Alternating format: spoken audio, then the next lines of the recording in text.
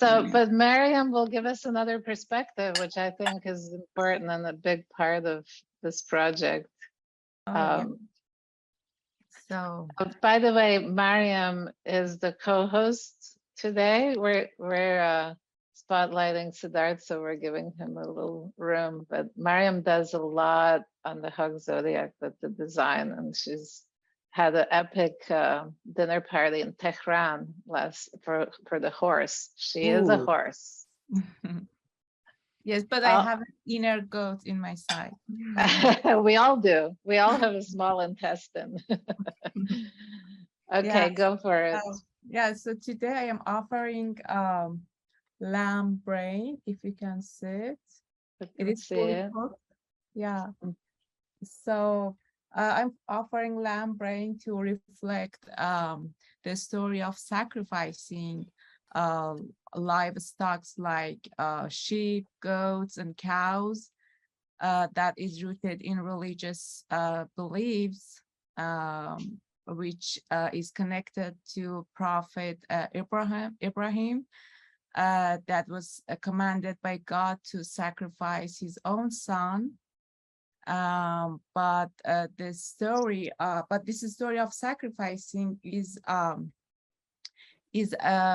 ultimate test of faith, and is a way of obeying God that ended with sending angel Gabriel with a sheep to replace with the son, and at the last moment. So I chose to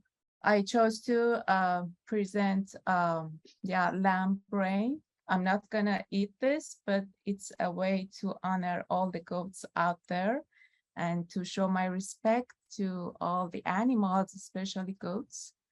Yeah, and here it is. I will send you the picture. And one more thing that you were telling us a little earlier is that this is actually something that's eaten for breakfast quite regularly. Yeah, it is it's a traditional breakfast in Middle East, and I think in parts of the Europe, that they boil parts of the sheep and they have it as a breakfast. And yeah, I was talking that like this portion of brain is rich in vitamin B12, and yeah, and it's delicious. You know, all parts of the sheep is so delicious. If you're not vegetarian, I'm sorry for that, but Well, also, I think there's a lot to be said about every single part of that animal is being used. Exactly. And including, you know, like I will show my background here. So if you look at, you know, the sheep skin, and we're going to see Cece actually honoring that. But a lot of the way that meat eating is treated in the West is hidden. The whole process is hidden, and it's a lot of this is just thrown away, which is just awful. And if you consider all the people who are hungry in the world, so I think it's important to recognize that, and I really appreciate you honoring it. Yeah, and there's a special holiday in a Muslim calendars. It is called Eid al-Fitr, that they sacrifice a sheep or a goat to show their respect to the whole story of Ibrahim and their faith to God.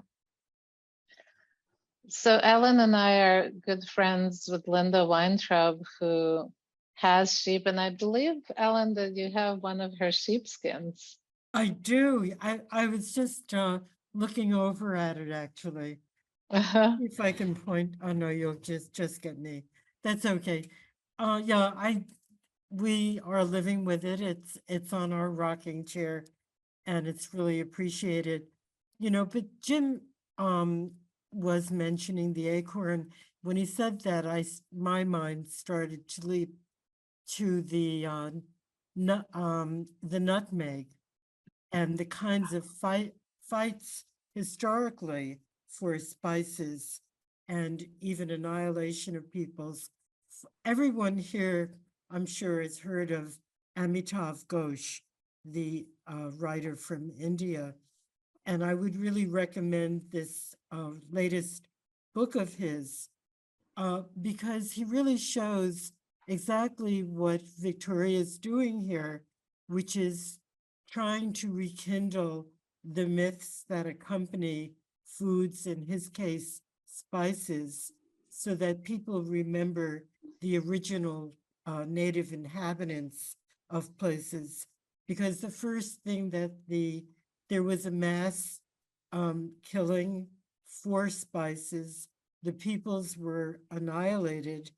And then the first thing the colonizers, in this case, the Dutch, did were to rename both the Spice Islands and the everything associated with those myths.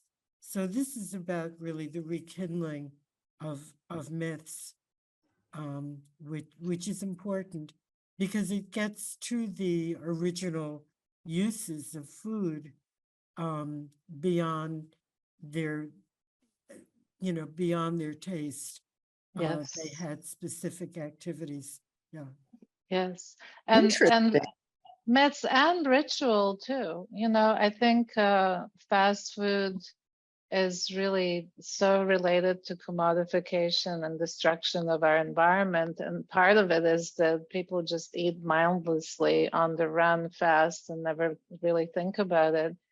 And we really tried to incorporate the idea of ritual, of storytelling, of bringing in different traditions and taking time to appreciate. So it's not in any way trying to judge anyone for anything they eat, just more to create that awareness. And his work is amazing to do this.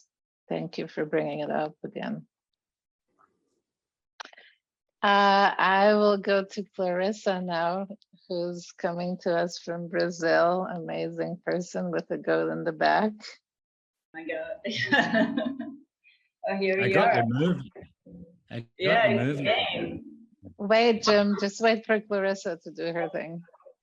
Well, I'm saving Cece for the last pièce de résistance. if Jim wants to go first.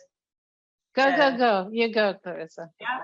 Okay. I think what I brought today has an interesting connection with the information Sid brought as well. He was talking about the sound and the way sheep talk to each other. And first of all, this image is from a game. It's Goat Simulator 3 from PlayStation 4. It's cool. But this is the thing they say. I share my screen just for here we go. Screen share. So can you see my screen? Yes. So Perfect. this is the Goat Simulator, and you can download it for free. But it's not something that is, as you see, something that shows that the experience of a goat on the streets of a city is something like pleasant or beautiful. And the thing they say announcing the game is that Goat Simulator 3 is the latest in goat simulation technology, bringing next-gen goat simulation to you. You no longer have to fantasize about being a goat. Your dreams have finally come true. That's it. And I think it's interesting because when you think of our cities, we always consider to build their to have their infrastructure for humans and whatever the conditions are for humans, but we rarely think of other animals. So this is a goat on like a big series of streets, and it's tragic. It's not beautiful. As an offering, I just raw radish. Mhm. Yeah. Nice. and it's they say for farmers that it's a good thing to feed goats with, because it's full of vitamins, and the only thing that you cannot give them a lot of radish,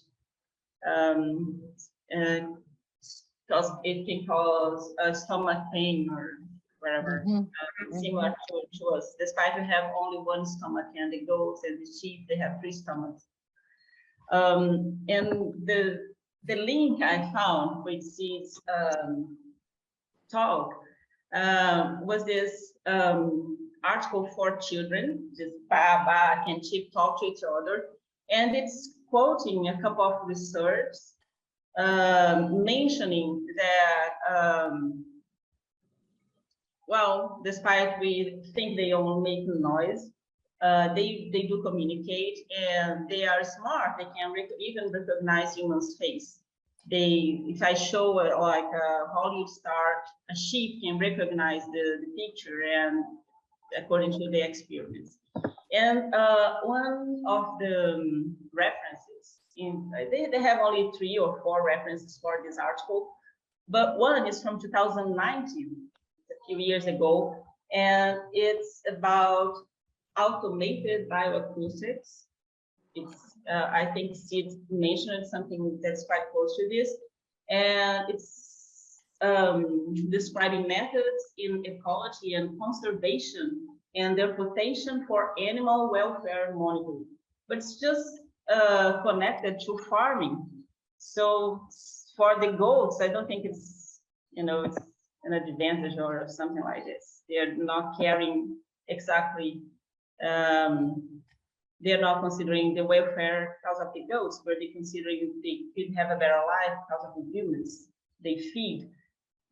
And they say vocalizations carry emotional, psychological, individual information. This suggests that they may serve as potentially useful indicators for inferring animal welfare. And then they're not using goats in this experiment, but they are just following all these discussions with detailed vocalization produced by 3 of the most important farm livestock species: chickens, pigs, and cattle. Finally, we describe how these methods can be applied to monitor animal welfare with new potential for developing automated methods for large-scale farming. So it's all about farming. And I was just curious about how many goats we have on planet Earth. And I found this information saying that the most important livestock species are cattle, sheep, and goats, with a global population of approximately 1.09 billion of sheep and 0.08 billion of goats. And it includes indoor housing, bird. As I said, this only represents a small portion. It's all about farming. And this is the population of humans on planet Earth. So it's huge amount of cattle, sheep, and goats need to survive or to sustain this billions of human beings. And the time I was just navigating these informations, I thought of Jumbo simulacra and simulation. And there is a part, the book, as all know, is from the 80s, 1981. And there is the chapter about the animal's territory and metamorphosis. It's beautiful, like the way he was talking about the relations between humans and animals in experiments and farming. If it's not too much, I want to just read this. Is it okay? Or do you think it take too much? No, go ahead, it's important. Okay. So it's just like a few excerpts from the text, the chapter. So animals must be made to say that they are not animals. Their bestiality, savagery, with what these terms imply of unintelligibility, radical strangeness to reason, do not exist. But on the contrary, the most bestial behavior the most singular, the most abnormal are resolved in science, in psychological mechanisms, in cerebral connections, etc. Bestiality and its principle of uncertainty must be killed in animals. Experimentation and thus not a means to an end. It is a contemporary challenge and torture. It does not found intelligibility. It exhorts a confession from science as previously one exhorted a profession of faith. Animals have thus preceded us on the path of literal extermination. All the aspects of the modern treatment of animals retrace the vicissitudes of the manipulation of humans from experimentation to industrial pressure in breeding. And Baudrillard quotes some thoughts that emerged from a discussion in the vet veterinarians convention back in the 70s. Gathered in a convention in Lyon, European veterinarians became concerned about the diseases and psychological problems that developed in industrial breeding farms. So it's from the 70s.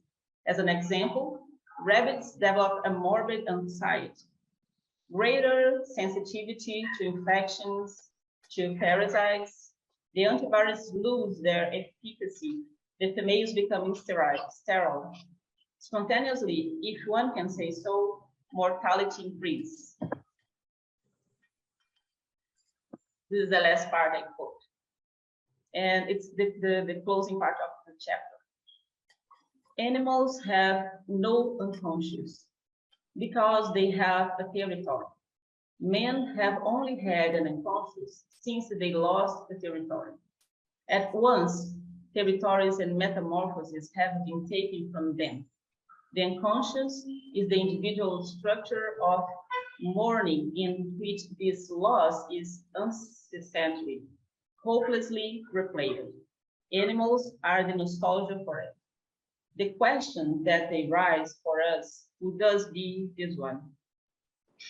Don't we live now and already beyond the effects of the linearity and the accumulation of reason, beyond the effects of the conscious and unconscious, according to this brute symbolic mode of indefinite cycling and reversion over a finite space, and beyond the ideal schema that is that of our culture, of all cultures, maybe of the accumulation of energy and of the final liberation, don't we dream of implosion greater than explosion, of metamorphosis greater than energy, of obligation in ritual defiance rather than of liberty, of the territorial cycle rather than of, but the animals do not ask questions, they are silent. That's all. Great. Wow, thank you so much. So I'm ready. Yeah. Thank you, Thank Clarissa. you. Amazing. I have the movie now. I got the movie. Okay. Actually, I get two. And some, Normally, okay. I'm allowed 2 minutes. Or oh, sorry, it's No, go ahead. Go ahead. Go ahead. also it's talk. Okay. So the first movie is the one from coming back from the Levy from Allen's last night. Okay, let me do this. This will work, maybe. I don't worry about that. Here we go. Here we go. We see it. I hope the sound is good.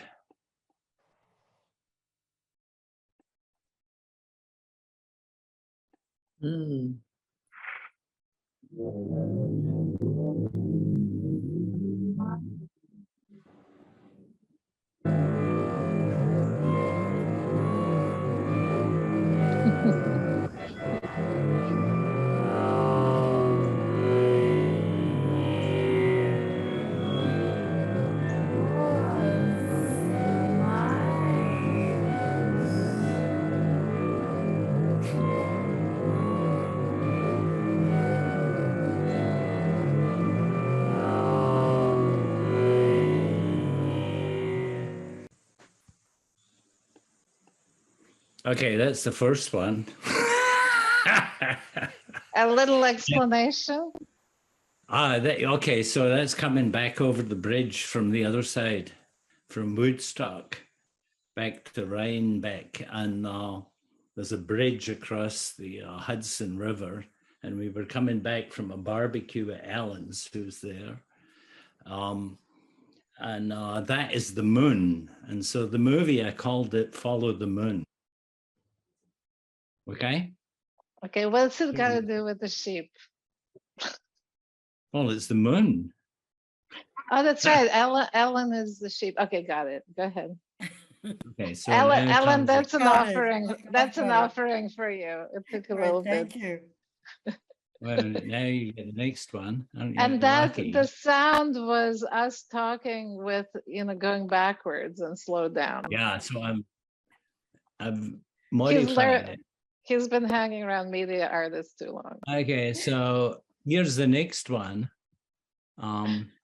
Said you can't laugh, you're doing the same thing. The next one's coming up. Just give me a second here, otherwise I'll get nervous. This is what we do to scientists. We corrupt them with art. Yeah. Now here's the next one. Okay, ready? Ready. Yeah. Can't wait. I have to go back. It's only a minute, so it's not that painful. Share screen. Yeah, share that. Do you see that? Oh, yes. Okay. This is okay. So here we go. Here we go. This is Ode to the Sheep, it's called.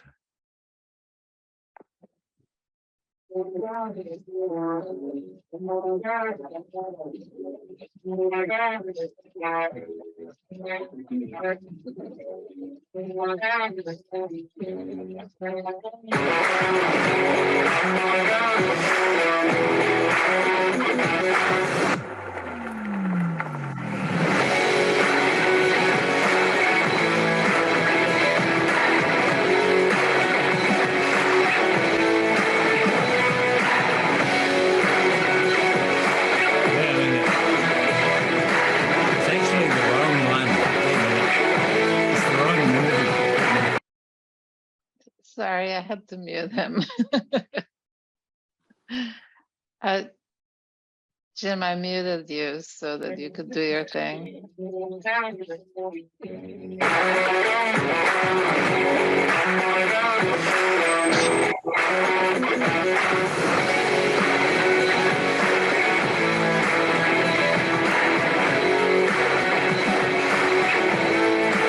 We don't say anything. We don't say anything. Oh, We don't okay. say anything. We So- just hear hard rock. Okay. Here we go. Okay. A minute. Sorry, Susie. I won't be a second. Okay. What's happening? Okay, got this one. Is this the one? Hang on. Just no, not that one. Wait a minute, there's one that's much better. And then I'll Okay. go. Just give me one last chance. You're getting 60 seconds. That's it. Okay. Okay, this is the one I think, Okay. but maybe it's not. Okay, so now I have to share the screen. Where is that share screen? Okay. Share. Can you see this? Yeah, Yes. we do. Go ahead.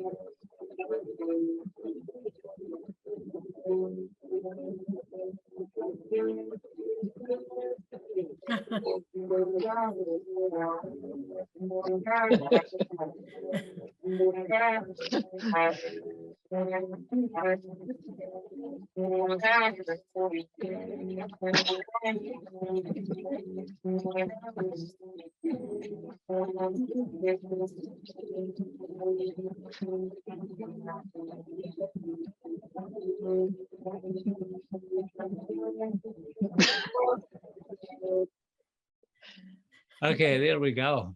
But I have a better version. Jim, thank you Okay. for that offering. Okay. So that was for you Trying goats. to encourage people. He was actually working on this to offer it to. Thank you. I should To follow you on Dad. TikTok. Yeah, but the better version with the psychedelic stars. Ah. appear and stuff. Another time. I'll Well, rename it for the what next you one. will really, really appreciate is Cece Hart, who's like a hog zodiac star. She's a snake, and she did an incredible performance. So you can take a look at her snake broth and actually enacting the Ouroboros. But she's got a beautiful offering for you goats. Yeah, today I actually am channeling my inner goat or sheep. Victoria, thank you, and Sid, thank you so much for having me here, and also Mariam for both serving as a host today and also for all you do for Hawk Zodiac. It really means so much to me to be part of this flock. And I'm going to use that term because one of the things that I do in this world outside of making art is I am a neurodiversity advocate. And what that means is I spend a lot of my time and effort focusing on dispelling myths about neurodivergent traits and neurodivergent conditions. And so I have synesthesia and ADHD and Tourette's and autism and misophonia and a whole bunch of different things, a very unusual brain. But I don't see those as detriments to my life. I see them, I'm just part of the big diverse spectrum of human neurocognition. And my ability to speak about these things very openly is really based on the fact that I've been surrounded by really fabulous people, including everyone who's here today. And so I want to talk very briefly about my offering. I brought samosas from the restaurant that is across the street from my office. And these are lamb samosas, and they have this exquisitely beautiful mint chutney. And so, yeah, and so I decided to bring this for a couple of reasons. One is because it's the shape of the, it's the shape of the horns, right? And the other is the beautiful green sauce. But the third is I really like the intensity of the Hawk Zodiac concept of eat or be eaten.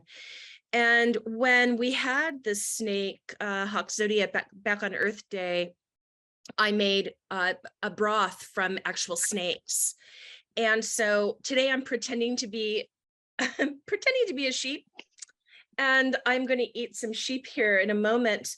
But in regard to like flock and gifts, I'm drinking from this beautiful vessel that was a gift from my Aries friend. And this little sheep vest was a gift from another friend. And so it feels really important to me to kind of have that idea of bringing the flock in with me as I talk. Sid, I'm thinking about the video that you showed of the sheep grazing in the vineyard. And I learned something a few years ago that I wasn't familiar with. And it's that sheep are grazers and goats are browsers. And so the reason why there aren't goats in that vineyard is the goats would clean it out. They will eat anything within their range, and they're very crafty. And so they'll climb into trees like James' film. Like goats will climb into trees, and they'll climb up onto those vines and they'll eat, but sheep are grazers. And so I really I find them both rather interesting. So among my other creative disciplines, I used to be a costume designer in the theater, mostly for a Shakespearean company. And I love wearing things on my head. for a couple of reasons. One of them is it calms down some of my sensory world to just feel like I'm a little enclosed. And so I wear hats quite a bit in general. I wear a hat at least at some point almost every day. And for quite a while, I've been wanting to work with making some horns, something that I might be able to wear for a festival or a party or something like this. So one of my neurodiversity superpowers is there's something called task switching, which is really hard for people with ADHD. And I had a lot of time free over the last 24 hours. So I literally did not task switch and do anything except make this. So I'm going to take it off from them because I want to show you a little bit about it. So this is made out of a few different components, almost entirely paper. Wow. Yeah, so the horns themselves are made from a recycled newspaper that I twisted around and around a piece of wire. And so the wire is continuous. It goes from the tip of this horn across into this horn, wrapped it with newspaper. And then I put a piece of, do you know what buckram is? Buckram is a stiff web-like material that's used in millinery manufacturing. And so there's buckram underneath here. And then I took all of the newspaper and the buckram and I wrapped it in paper masking tape. And once that form was in place, I took something called celluclay, which is a paper that's finely ground, and you can add water to it. It makes a very moldable type of paper mache. And so I used that to sculpt the horns, and of course to put it across the cap part of this headdress. And then you can still see some of I haven't cleaned it up yet because I just finished making it last night. Then I took little pieces of paper, and actually this paper is more significant than it might seem. A very dear Aries friend of mine died a few years ago, and I made the memorial cards for his ceremony. And this is the paper left over from that. And so I took strips of that paper and coiled it to make sort of the approximation of like lamb's wool. And I glued those on. And then this is a plant called lamb's ears. This is a silk version of it, but it's very soft. So this is lamb's ears. And so I just kind of constructed all of this together around this, like I said, a newspaper frame with a paper mache over it. And these are actually the tips for an icing. Like if you're icing a cake, the bags that you use, that's what these are. And I stuck them with pearls, put those on. And so all together, we have this opportunity, even if one is not actually a lamb, to become a lamb and have some horns. It feels amazing to wear it. I have to be super honest and say that paper mache is not entirely dry yet. Like I wouldn't send this baby out on stage in the shape it's in, but it's perfectly fine for right now. And it feels really, you know, there's something about the helical shape of the horn too that reminds me of you know, DNA and the Hux genes, and one of the reasons why we come together for Hux Zodiac. And there's one more thing I wanted to say about this and about, you know, theater is a collaborative art. And I loved it for that reason, because there was always a flock of theater people to spend time with. My snake tendencies can be to be very solitary. And when I'm getting overwhelmed, I've learned that the best thing to do is to actually reach out and be with people. And one of my favorite writers is Andrew Solomon, who's been very vocal and honest about his struggles with depression. He tells a story for the Moth Radio Hour that includes a ram. And it's not what you might think. It takes place in Africa. It's about one of the ways that he combated his depression. The story happened in Senegal. I'm going to put a link to it right here for those of you who are just curious, I highly recommend taking a listen. And yeah, for that, I'm really glad to be here, and I'm glad to be a sheep today. I love the gentleness of my sheep friends. I love their creativity. And given that our most recent sheep year was wood sheep, and I'm a wood snake, I wanted to make this out of paper, out of, basically wood, to kind of honor that component. So I'm glad to be here. Thank you so much for having me. Wow, that was great. Ooh, Thank you. amazing. That hat is amazing. Thank you. Would you like to So borrow it? amazing. I was thinking, God, it's such a beautiful, beautiful piece. You'll have to take a photograph of it for our book. It's just I will. fabulous. Please, please. I have photos of it in production also. Like I've got a Right. photo of it when it's actually blue, because the Mhm. masking tape that I used is blue. And so I've got a photo of it taped out, and a photo of it drying when it's just the paper mache. And so I'll send you those. But every single piece of it has meaning, Yeah. and that's really what's so significant to me about it. And your interpretation and the gift you bring to the table really reflects the neurodiversity that you're talking about. That's so important right now, because everybody's being pushed into fitting into a box, and we're looking at animals just as one thing, and to just see that complexity, which is what's so amazing. We've been doing this for years, and you would think we would run out of things. We never do. It's just endless how much we keep discovering about our own animal nature and how we relate to other animals, and how much we're part of this complexity. It's so beautiful what you just showed us. Thank you.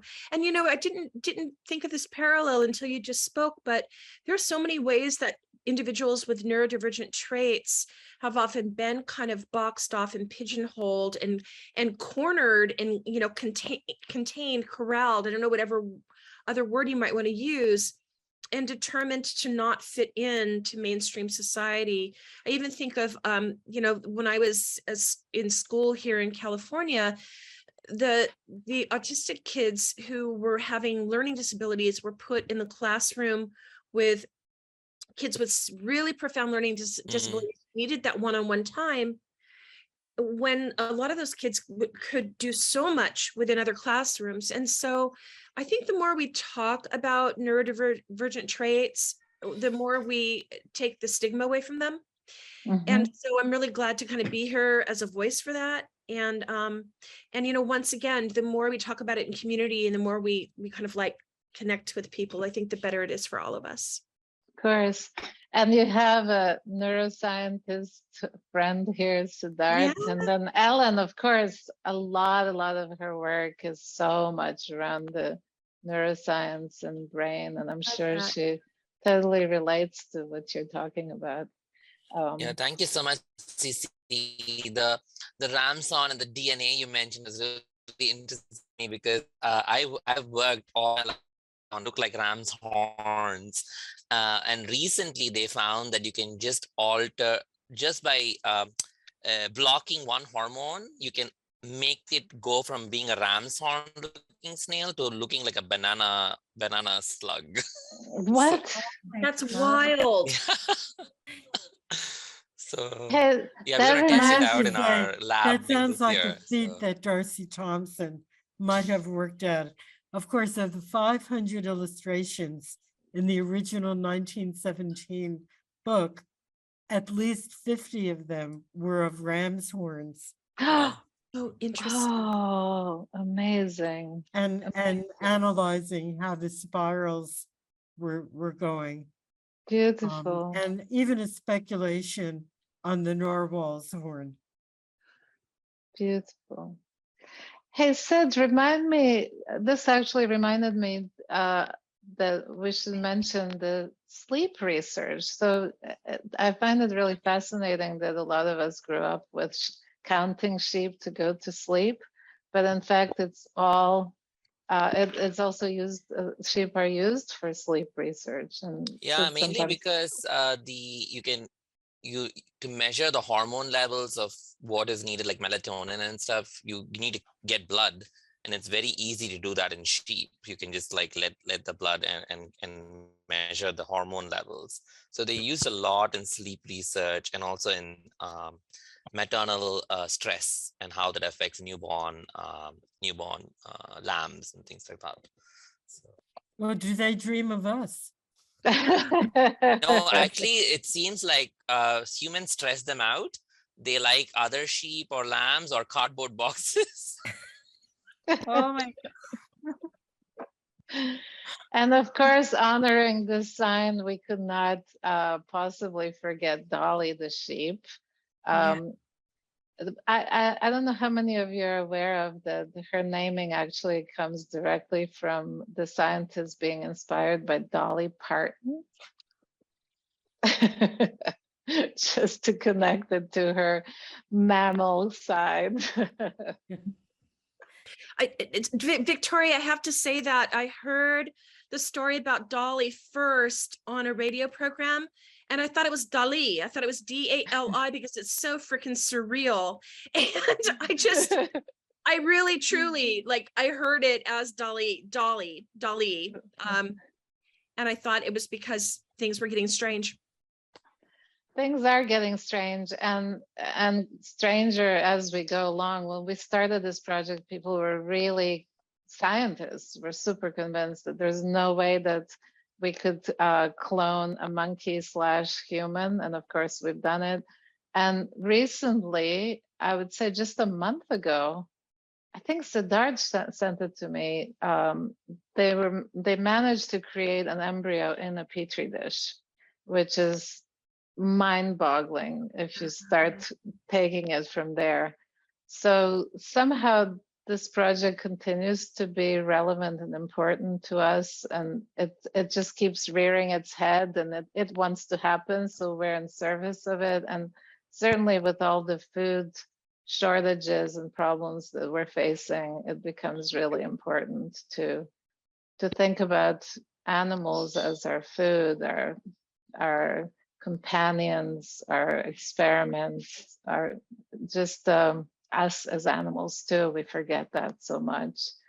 So I'm not sure why we lost Siddharth. He was having some issues with his connection, but hopefully he comes back as we're kind of closing it up. Any last thoughts from all the beautiful people here? Yeah, I wanted to say, yeah, I love this. And I've been taking some notes. It's been such a great meeting to contemplate all these things. And I wanted to say this one thing. In New York City last summer, there was all this dead sort of branches and leaves, and it was all along in the park. And instead of, going there with people to clean it up, they brought all these goats from upstate and they just let them graze, which I thought was that was so interesting when you brought up sheep are grazers and goats are browsers. Okay, so the sheep cleaned out the whole thing and they were there for like 2 days. That was I was like, oh my God, that's such a great idea, because the sheep ate and they got the job done. That was pretty funny. I love that. Didn't you mention that there was some kind of yoga with goats or sheep? Something like Yeah, that? I don't know if it's in Thailand, where they mix the animals with cafe and stuff, but I did see goat yoga where the little baby goats are like walking on you and they're so cute. There's nothing cuter than a baby goat, where they pop up in the air and your little like paint job is like random and they're just smiling and they're adorable. We have that here in San Francisco. It's called Yo-Goats. Yo-Goats. That's great. Yo-Goats. It's called Yo-Goats, and it's attached. I could be mistaken. I believe it's attached to a company called City Grazing. So we have a company here in San Francisco that they clean up my alma mater. I did my Master of Fine Arts at the University of San Francisco, which is on a mountain in the city, and they bring goats in every summer to clean up all of the brush, all of everything on the ground and the low-lying trees. And that company has a goat barn out in the area along the bay, and they bring people in to do yoga at the goat barn with the baby goats, and it's called Yo Goats. That's Oh, that's so interesting. great. Really, before I came to our meeting today, I took a walk along the Ashokan Reservoir, and there was a small group of goats in an enclosement right on the reservoir. And I could tell something was up from a distance because you saw a lot of kids hovering around and enjoying them. Oh, Oh, I love that. Beautiful sight. beautiful. What a nice sign for you too, just before joining this. So great. So Sid, you have a little person there with you. Yeah, Shivan joined sorry, I had to us. run. She had a big meltdown, so I had to bring her back. She wanted to be part of it. If you're a Washington homeowner, 2022 is your last Oh. chance to go solar. Oh. In December of 2020, Congress. You want to say ma?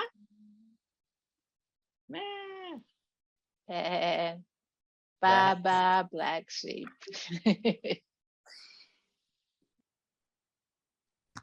So- oh, talking already. Nice. Yeah, there's a goat behind Clarissa over there. Sid, do you want to have the last word as the honorary goat? Yeah. That's a goat. That your daddy. Well, thank you everyone for joining us and contributing again to this amazing project. Yeah, we're saying bye-bye. Oh, she's saying bye. That's so great. Bye, everybody. We're missing one person or from Ireland, but whoever logs in later is fine. We got a really, really great group here. And I just discovered actually recently from Janice that the goat means greatest of all time. And it's like a thing. So you guys are that goat. And it's really exciting for me to celebrate Siddharth, who's been my collaborator on this project for now 14 years. Wow. And we are really ready to be an overnight success after 14 years. We're planning a series of books, each one book for each sign, and that will be with featured artists, scientists, people who collaborated with us. And this is kind of our way of pulling it together by doing a sign, each month or so, when we get it together. So Siddharth, I love you and thank you so much for being an amazing neuroscientist, art scientist, father, friend, all of the above. And I also welcome so much Ellen, who is an artist and author, and she's just an amazing person that's so collaborative and shy, I discovered. So I had to really pull strings to get her in here. Being so visible, it's really fun to see that you're so shy. And then Janice Wilkins, who I've known for many years, but I haven't seen Janice in a while. She's a photographer and occasionally, currently, a model, I find out. So it's really nice to have these beautiful 3 goats. And joining us today, right now, and who knows who else, is Clarissa Ribeiro from Brazil, who's a good friend and also collaborator for many years. She's a dragon, and she's been on these Hug Zodiacs many times and hosted them too. James Jimjeski, my partner, who's a rabbit, and he's a nanoscientist and also Psi artist and amazing complex person I live with. And then the fabulous CC Hart, who is a snake, and she just is amazing as an artist and a neurodiversity advocate. She'll tell you all about it when we talk more. We're expecting a couple other people, but if they don't show, that's fine. To start with, what we always do in our physical meetings, but we'll do it this way too, is we toast. And this is red wine, which signifies blood that we all have. And these are fusilli that signify our DNA and that we all share as animals. So cheers to you, Siddharth, Janice, and Ellen. We love you.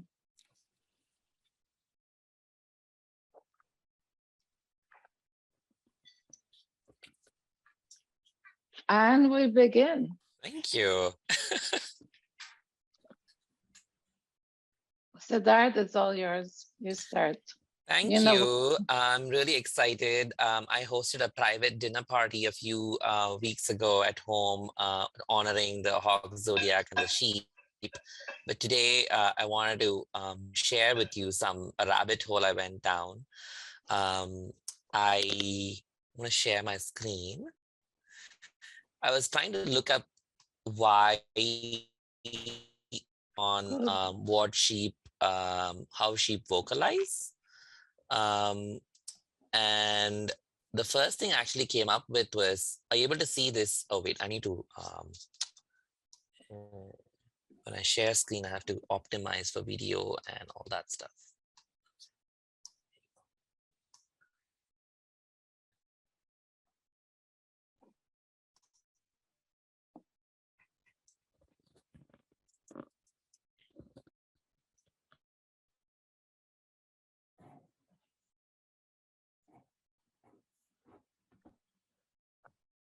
Screen? Mm-hmm. Yeah. You just need to make it full screen. So one thing I noticed was there was a New York Times article about how during COVID, people to relax started watching this Napa Valley video of sheep grazing for 8 hours. If you want to eat healthy, you gotta try cassava. Cassava is the world's healthiest. Okay, we get there.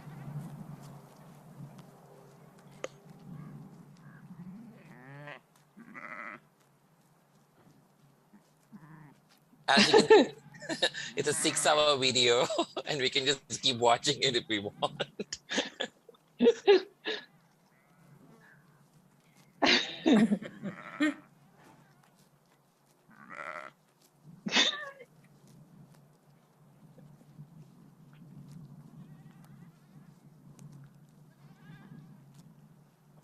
Yeah, that's a good way of practicing and learning how to live without, any noise, and enjoy life and enjoy every moment of life, actually, because they are enjoying their life. And then I found out, yeah, go on. No, go ahead, go ahead. And then I found out that they have a specific video for dogs where they watch by relaxing by watching sheep.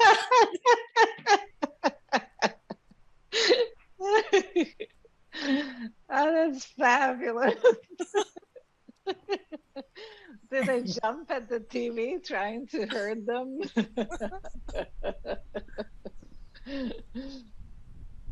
And this reminds me of your horns, Cece. This big sheep with its horns reminds me of your horns. Sid, I actually looked at a lot of different images of sheep in order to really get the sense of the shape and the texture and the movement away from their heads. And these are the sheep that I looked at with a long. It's one of the reasons why I wore this vest. It reminds me of their long and shaggy coats. So this is if you were a dog, you would be relaxed by watching this video. But then if you actually look it up, they say that you can find out if your sheep is stressed by listening to it. So there's a whole research on using AI to record sheep noises to find out if sheep are stressed.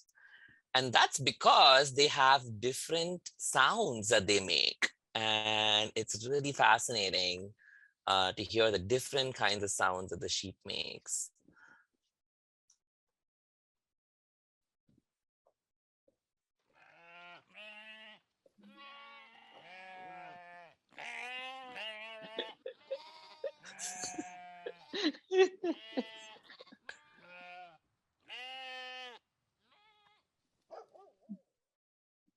the dog.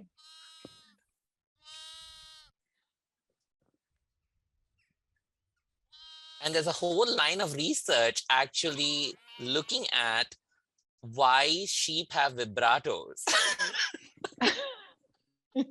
Why And they it have seems what? the vibratos, like the ba kind of thing. Oh, right. And it seems only very few species in the animal kingdom have that vibrato like trill. And it actually helps us distinguish one animal from the other. It's almost like a signature. And just like humans can have day and die, and that actually uses a certain way in which we frequencies. Similarly, sheep have something very similar, and then they go one step further and having harmonics and vibratos associated with it.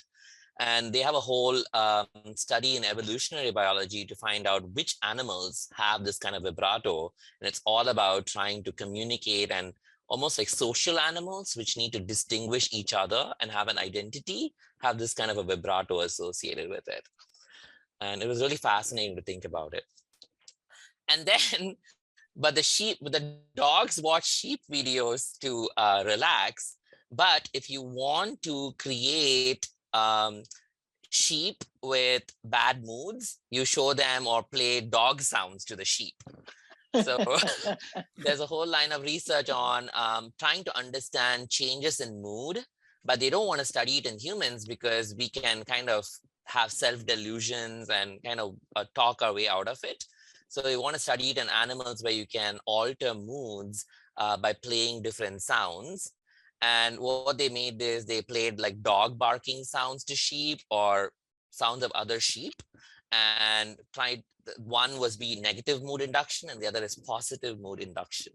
And that was something that they're using to find out how the sheep's mood changes by just playing some different kinds of audio.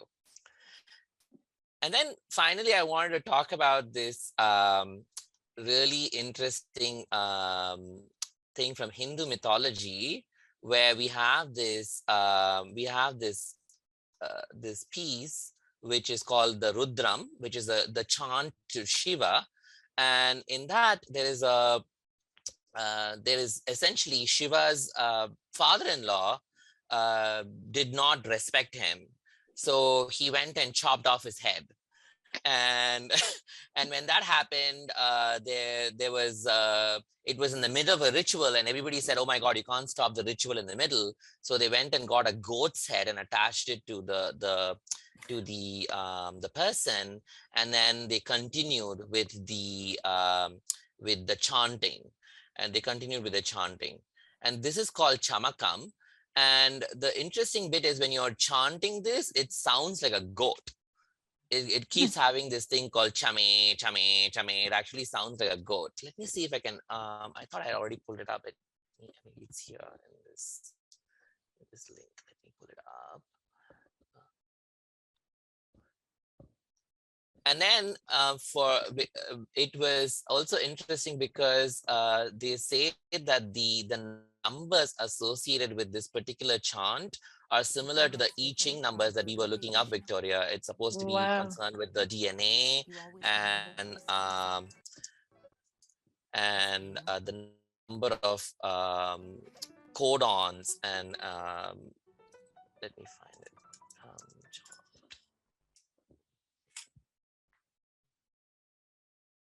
There you go. Chamakam, it's called. Yeah. Chamakam.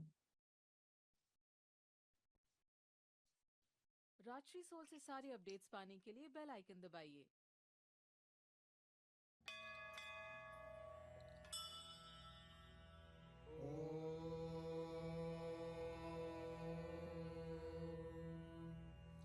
अग्ना विष्णो सजोषसे मा वर्धन्तु वाजश्च मे प्रसवश्च मे प्रयतिश्च मे प्रसितिश्च मे धीतिश्च मे क्रतुश्च मे स्वरश्च मे श्लोकश्च मे श्रावश्च मे श्रुतिश्च मे And the chame, it's actually supposed to be about that I'm offering this, but it actually sounds like a goat sound because that's the person who's actually chanting this particular mantra.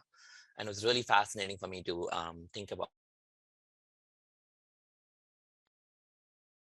Yeah, that's to share with you all. I kind Yeah, of thought about relaxing goats, and then moved into this kind of a oh, my connection is unstable again. But it's kind of an interesting thing of how goats have these vibratos, and it almost seems like we have Sanskrit chanting, which is trying to mimic that kind of a vibrato of the goat so sounds. beautiful. That is so beautiful. I love it. To connect the sacred of these chants to the animals in nature, you start experiencing the ba in a very different way, right? It becomes this sacred moment. It's beautiful. Oh, and for my offering, I made these idlis, which are these rice cakes, and I'm going to eat them with some nice tomato sauce. So I'm very excited about them. So they are my idlis. Can you point them on the camera, please? Here we go. Thank you. What was the name again? What was the name of it? These are idlis, which are fermented rice and lentils, and then you just steam them. So it's almost like steamed rice and lentil cakes. Delicious. And like Mariam, this is like the standard South Indian breakfast. Yeah. Got it. Thank you, Sid. Thank you. I was thinking in light of this invitation, what was for me a really memorable meal. And the one that really stood out was a trip that we took to Scotland. But beforehand, we were in England. We stopped in London and had always heard about Glyndebourne. Has anybody here been to Glyndebourne? No, but I heard No, of it. but Yeah, you all tell know us. of it. It's for opera, but it was particularly memorable for several reasons. One is that it was 2014. My husband David had had about a very serious illness from which he fully recovered, so it was celebratory.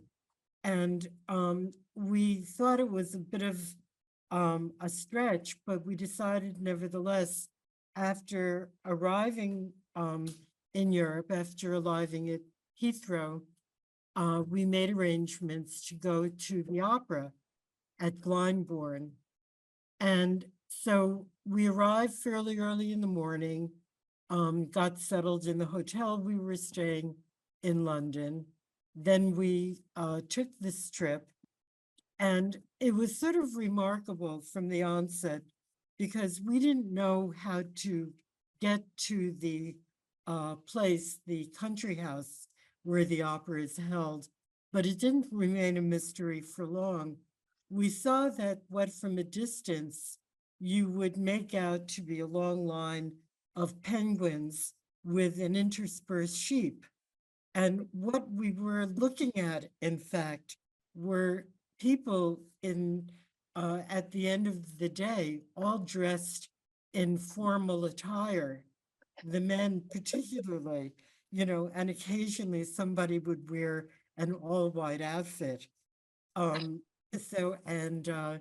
David who has no tuck, sort of improvised with one from his father and cufflinks that we made also just by bending pins around to sort of serve that function. What was also quite remarkable was that not only is the opera given in this setting, it's a country house founded in 1934, evidently, but they have a very long intermission of an hour and a half, and we signed up for their meal, which was a lobster dinner, and just beautifully appointed in this setting. Now, let me see if I can share the screen because I got two images that you might want to see.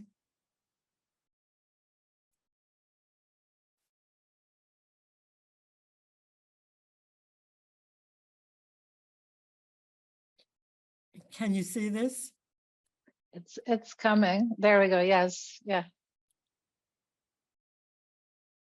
Okay, so this is the estate. Mm-hmm. And let me, Wow.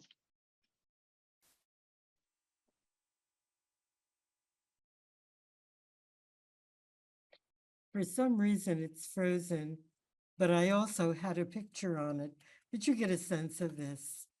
Oh yeah. Here's the other. Oh So wow. this is the meal that it isn't served. You pick it up actually, but they have this beautiful table setting, and it's a leisurely hour and a half meal until the second half of the opera comes. And it was funny because people immediately singled us out as Americans, and were really curious to talk with us. There was somebody there, an Englishman, who had the identical outfit that David was wearing of his father's, which was also very humorous. But it was partially just being in this setting, which was so incredibly elegant to hear the opera, and then having people dressed like this, and a beautifully appointed meal that made it really truly memorable. So I recommend for anyone who wants this experience and loves opera to do this. That is the most beautiful setting. It's amazing. So you said sheep were kind of moving around this property along with the tuxedo dressed crowd? Yeah, so everybody's dressed like this, and they're marching along, and even when they arrive there, you're not really immediately there, so it's like a procession of animals if you look at a distance. Ah, beautiful. Just the black and white, which predominates. Beautiful. Thank you for sharing that. Sure. It's amazing. Thank you. And thank you for sharing to be with us. It's so wonderful to have you because you work so much with the idea of Darwin and all the amazing animals and natural systems and relationship to that. Hi, so this is my first Hawks meeting, and I want to thank you for the invite. And I am a goat, born That goat. Yeah, it's funny because I was born in '56, and I thought I was a fire monkey my whole time, but I didn't get along with anybody in high school. I hated it, blah blah blah, and then I realized I'm not a fire monkey because my birthday is in January, and it was before the New Year of Chinese New Year, so I'm actually a wooden goat, and I was like, oh, that explains everything. So, I actually really love the whole nature. There's so much like pleasure and just languishing around in the goat world. And then also they're really bizarre. Their pupils are these horizontal rectangles. And I think that helps them when they're mountain climbing and they're just sort of pinned on the side of these mountains. And then I was in Morocco, and I was on the way to Essaouira, which is near the coast. And there's all this other type of goat that just sits up in the tree, and they're eating the nut of that makes a famous argan oil, I think. Yeah, and they're eating the nuts. And you're in the bus, and I've seen photos of that, but you actually see it, and it's like, oh my God, the goats they're fascinating. And then the baby goats are so beyond cute. So. My offering today, I was looking for okra because when I looked at your Hawks book, I saw that one thing I love about this is you have the union of physiology, mythology, all these different worlds, and how they're aligned with these layered meanings with each animal and the I Ching and everything. So the small intestine and the digestive area is associated with goat. And I looked for okra in 5 stores today and I didn't find it. So I used squash as a substitute, but okra is not my favorite vegetable. But when I learned that it was the texture is the one vegetable that super cleans the small intestine. And, you know, when I mentioned that to you the other day when I was with you, Victoria, I was like, oh, and then the whole thing with the small intestine. So my offering today is, it's supposed to be okra, but it is a melange of spicy chipotle, and it's squash, not okra, but and beans, because I just cooked it the way I would normally cook it. Beans, tomato, feta, salt, and chipotle pepper, and then with avocado. And yeah, that's how I eat my okra, and I like it that way because it's you know, it's the tomatoes make enough of moisture to kind of counteract the texture of the okra. And so I'm not really sure what else to discuss with. Oh, the vibrato thing was really interesting when you were talking about that, because horses have a vibrato too. It's like a different vibrato, but I never thought about that in terms of the vocalizations of, you know, the sheep. It's just like that.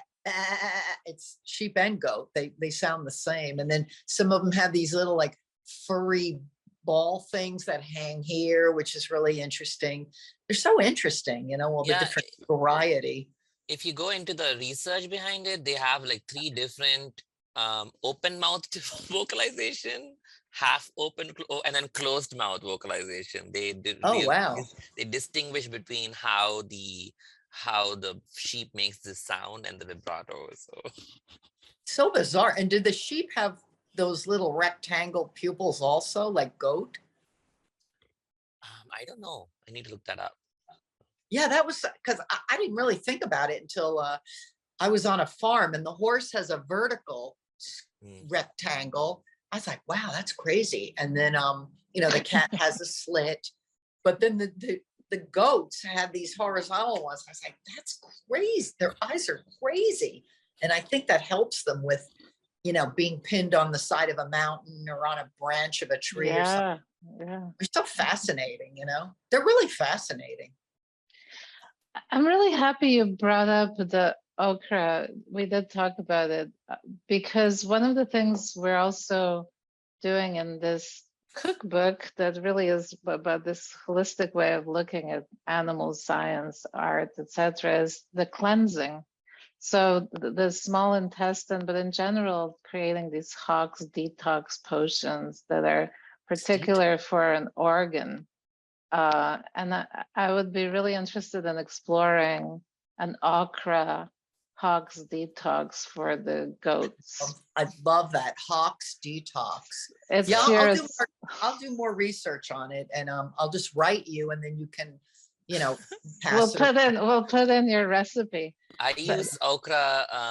My triglycerides are super high, and then what we found is if you steam okra, not saute it or fry it, steam okra with garlic, it's supposed to, the stickiness, as you mentioned, is supposed to absorb all the cholesterol and triglycerides and help you lower out all those things.